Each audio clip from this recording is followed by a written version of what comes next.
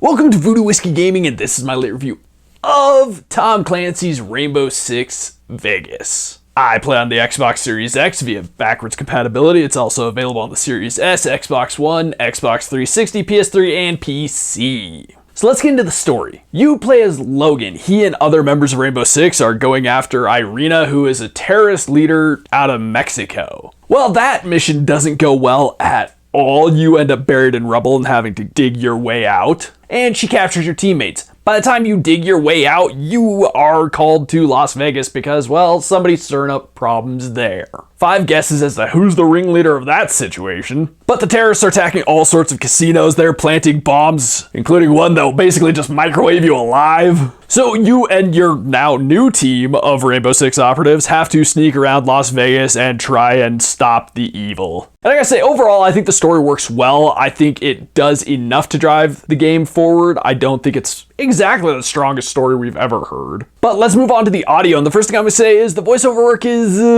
some of the characters aren't as good as others. Some do pretty well. Some lines are just poorly delivered. Others are delivered well. So I guess I'm saying it's kind of hit or miss at times. As for the music, it's good enough. It's there, it works. It's nothing that I'm going to remember, but it also functions very well in the grand scheme of the story. And then let's get into the sound effects, which I think are very well done, actually. I mean, at least for a 360 game, I think the gunshots, whether they're suppressed, unsuppressed, I think those all sound very good. You can't necessarily notice huge differences between like the different automatic rifles. You can tell the difference between like automatic rifles and shotguns and pistols and sniper rifles and LMGs and whatnot, but like between different LMGs, you're not really going to notice much of a difference. At least not coming from the enemies. The ones you're firing do sound somewhat different, but it's still not like quite as nuanced as it could be. Let's get into gameplay mechanics and whatnot, and this is a first-person shooter, although it goes third-person when you're in cover. You can definitely call it a cover-based shooter because of the fact that, well, it's a much more tactical, realistic type of shooter. This was back when that's what Tom Clancy games were, generally speaking. At least somewhat more realistic. So if you're not in cover and you're just trying to Rambo it, you're gonna get straight up ruined. But you can command your teammates. You can have them move to specific cover. You can have them breach and clear. You can have them try and sneaky clear. Never seems to work well the sneaky way. You can have them flashbang. You can do stuff like that, which is kind of cool. There are limits to the commands that you can give, but being able to command your guys around can really help, and there are times where you can use them as bait to like lure somebody out, and they might shoot the dude before you do, which is always nice. There are limits though, which I wish you could really address and like split them up a bit more and have one be in cover over here, one be in cover over here, and you be in a third position to have better intersecting like lines of fire so that, well, you could just do a better job. But really the best you can do is them in one spot and you in another. And most of the time it works pretty well. I think the game is actually pretty cool in its design that the enemies don't always do the exact same thing every time. So if you go in and you die and you come back to that area, which I mean you have to because it's a fairly linear game, the enemies might be in completely different positions. They might react completely differently. They might throw a flashbang. They might throw a frag the second time. It is linear, but you can kind of find ways around levels to try and get the drop on your opponent. So there is a bit of a live, die, repeat to it because maybe you'll go in with a plan, it won't work, you'll see a different door and try that and that will work better. Speaking of doors, you have a snake cam so that you can kind of look under doors and see where enemies are in the room. It does not work great. It's not phenomenal, which can also be said about the night vision and the thermal vision. And it can also be said that there's not a lot of weapons customization in this game. I wish there was more. I wish you could really pick a weapon and tweak it how you truly want to, not just the optics and then put a suppressor on or not. But you can also do select fire. Some weapons only have auto and semi, some have everything in between, which leads to a weird glitch. My primary weapon was the G3, which is only semi-auto or full auto. Now, I generally kept it on semi-auto, but the weird thing was sometimes it would burst fire. I don't know if that was a glitch. I don't know if that's intentional, if it's supposed to be some weird like bump fire thing that you accidentally do. But as far as I'm aware, that's not a thing. So mostly I'm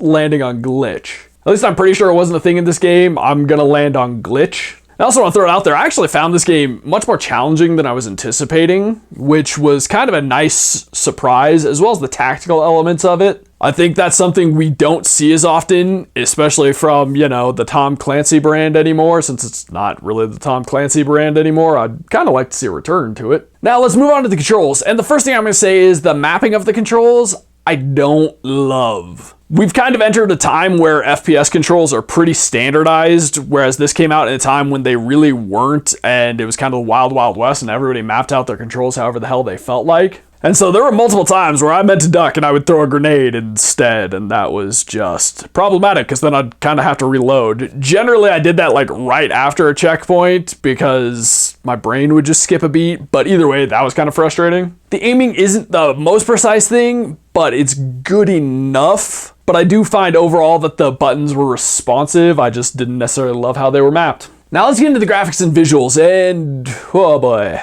It has not aged great. It's just plain and simple. It has not. This was not a particularly pretty game. Once upon a time, this was going for realism, but it misses the mark so horribly by today's standards. I mean, just everything. The textures are, well, they're textures. Like the knee pads are part of them rather than like looking like a separate part of the clothing. Elements of the vest are like melded into the vest. Like the carabiner is not a unique item on the vest. It is in fact part of the vest and so on. But also the faces and the like lip syncing, that is not well done. But on top of that, the graphics just in general have kind of a muddy look to them. A little bit blurry, and it's just not great. It actually makes some areas really difficult. I had to actually turn up my brightness more than I normally would, and I honestly probably could have stood to have turned it up just a bit more. I do think they did some cool things with the casinos. I think we would do a better job today. I also think this came out in the eras of browns and grays, and so there are some areas that just look like muddy shit, quite frankly. But even the casinos, they're all very similar. They don't do a great job of like, this is this casino, this is this casino. Like one really only stands out because it had fish tanks. There are a few cool buildings where they do mix it up a little bit and it's not quite as muddy or brown, which is nice. And by muddy, I mean colors, because again, just like visually speaking, it just isn't as clean as it could be. I understand it's a 360 game. I'm just saying by today's standards, it's not particularly clean, and that is honestly rough. I didn't have any major glitches. The game didn't necessarily love when I would put my console to sleep and come back to it the next day. Sometimes it would be like, you're not allowed to pick up where you left off. So that was annoying, but not game destroying by any stretch of the imagination.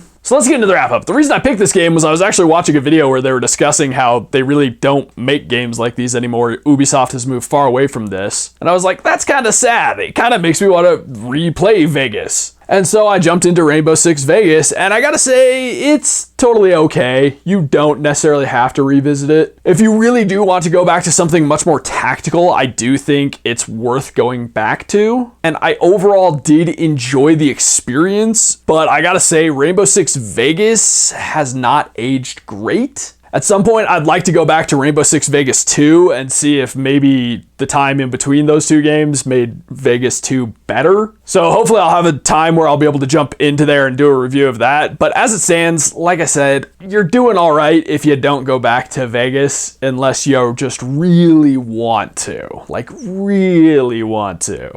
Okay, so in the comments down below, why don't you tell me, do you miss when FPS games were a little bit more tactical than they are nowadays? As always, thanks for watching. If you enjoyed the video, please hit that like button. And if you like what I'm doing in general, share and subscribe.